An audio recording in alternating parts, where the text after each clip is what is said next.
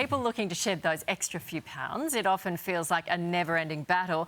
It's safe to say social media can be your biggest enemy, with the latest fad diet or miracle workout almost guaranteed to send you down the wrong path. Well, our next guest is here to cut through the noise, separating a fact from fiction as he busts the biggest myths of weight loss and sets the record straight.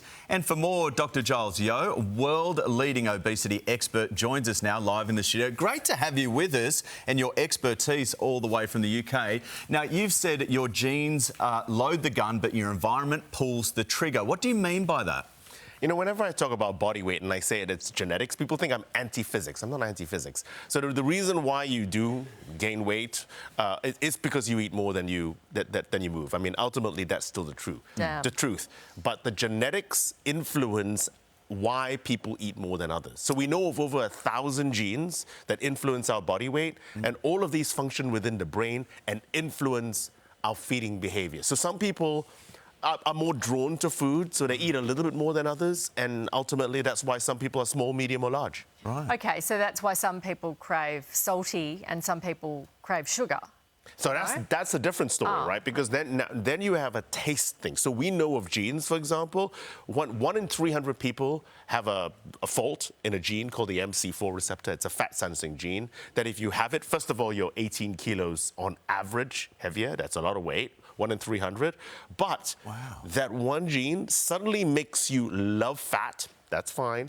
But really don't like sugar as much. One gene, and suddenly you switch. So there are going to be genes that influence why some people like bitter foods, why people like salty foods. And there are other genes that make you want to eat more or eat less.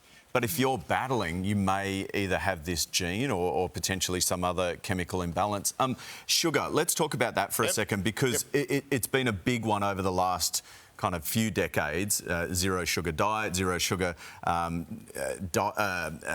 ingredients, all that stuff.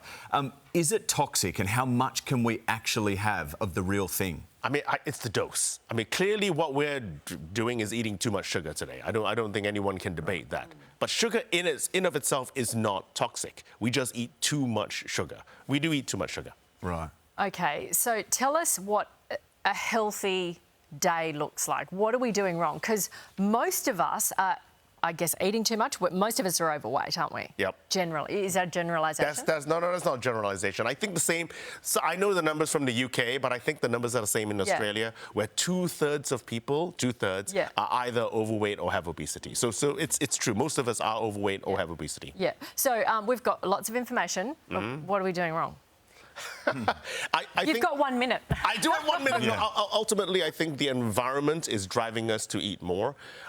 But a couple of things. I think you shouldn't worry about any single meal. I think you need to think about your whole diet. So I like to think about your diet over a week, because then you may meet your friends in a pub, you have your kid's birthday party, and then you have working days, you can eat something healthy. Right. I think we need to eat enough protein.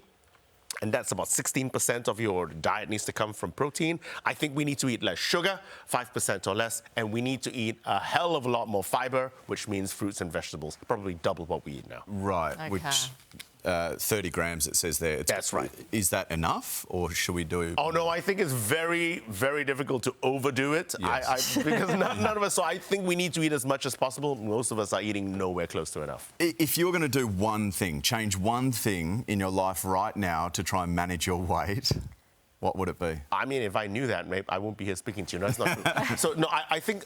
Do you know what I think the answer is? I think variety. Like, literally, I think too many of us eat too much of one thing, and that's the problem. Right. So I think what we need to do is just mix it up. Mix up the type of protein you eat, mix up the type of vegetables you eat, type of beans, type of anything you eat. I'm paraphrasing here, everything in moderation, including moderation. I like that. That's what our grandmas said. They really did, didn't they? But do you know what is difficult? My mum says that all the time. No, it's true. But it's difficult. That's the problem. Yeah. Including moderation. Yeah, absolutely. That's very good. Thank you so much for coming in. Really appreciate it. Thank you.